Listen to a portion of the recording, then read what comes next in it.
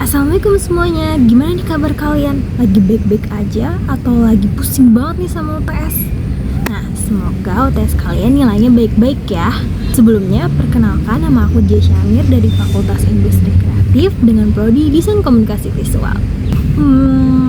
Kalian pernah gak sih mendengar pepatah yang mengatakan bahwa sholatnya baik, maka perilakunya pun baik? Nah, pepatah tersebut mengajarkan kepada kita bahwa sholat yang baik dan khusyuk akan membawa perilaku yang baik, jujur, dan juga dapat berhubungan sesama manusia dan juga kepada Allah. Nah, mungkin para sobat bertanya-tanya nih, mana sih buktinya kalau misalkan sholat itu mendatangkan perilaku yang baik kepada kita? Nah, buktinya ada pada surat Al-Ankabut ayat 45 yang bunyinya seperti ini. Bismillahirrahmanirrahim. Utlu ma uhiya ilaika minal kitabi wa aqimis sholah. Innas sholata tanha 'anil fahsya'i wal munkar. Walazikrullahi akbar. Wallahu ya'lamu ma tasna'un.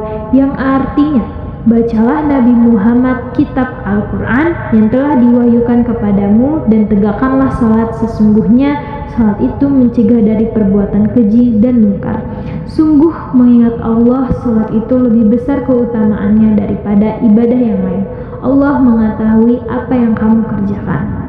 Nah, ayat tersebut mengatakan kepada kita bahwa sesungguhnya sholat itu mencegah kita dari perbuatan keji dan juga mungkar. Jadi, sholat itu mendatangkan kita kepada hal-hal yang baik dan juga mencegah kita dari hal-hal yang negatif. Nah, sholat juga itu bisa membuat kita berhubungan dengan baik dengan Allah dan juga manusia. Nah, mungkin para sobat bertanya-tanya nih, tapi kan ada yang sholatnya baik tapi perilakunya masih buruk. Nah, itu permasalahannya ada pada diri mereka sendiri. Yang pertama, sholatnya masih belum khusyuk. Kenapa? Karena mereka masih memikirkan dunia dalam sholatnya, sehingga sholatnya pun tidak khusyuk dan juga perilaku mereka tidak baik. Nah, yang kedua ada pada menjalankan hanya dengan kewajiban.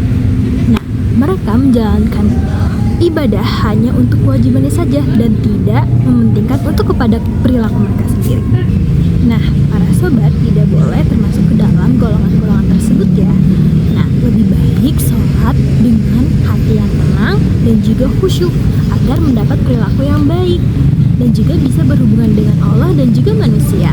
Nah, aku punya tips nih buat para sobat, gimana sih caranya biar sholat kita itu lebih khusyuk. Nah, yang pertama ada pada lakukan wudhu dengan baik dan juga hindari pikiran-pikiran tentang hal duniawi. Yang kedua ada pada menjaga kebersihan. Dengan menjaga kebersihan kita dapat melakukan sholat dengan bersih dan juga khusyuk.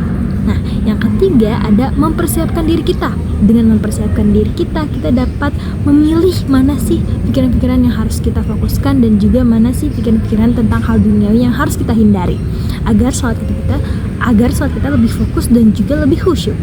Nah, yang keempat ada pada pahami bacaan kita. Pahami bacaan agar kita dapat melakukan sholat dengan lebih khusyuk. Pahami maknanya apa sih bacaan dari sholat-sholat yang kita laksanakan.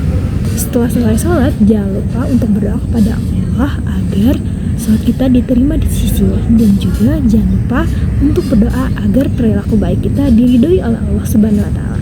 Dengan mempunyai perilaku yang baik dari sholat yang khusyuk, kita dapat selain untuk Allah, kita juga mendapatkan keuntungan untuk duniawi seperti disukai oleh orang lain.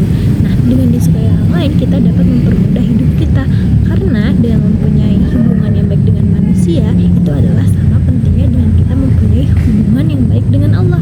Terus kesimpulan dari pepatah tersebut apa?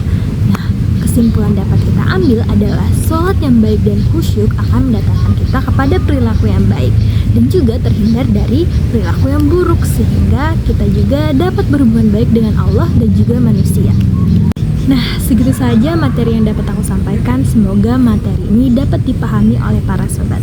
Mohon maaf jika bila ada kata-kata yang salah. Wassalamualaikum warahmatullahi wabarakatuh.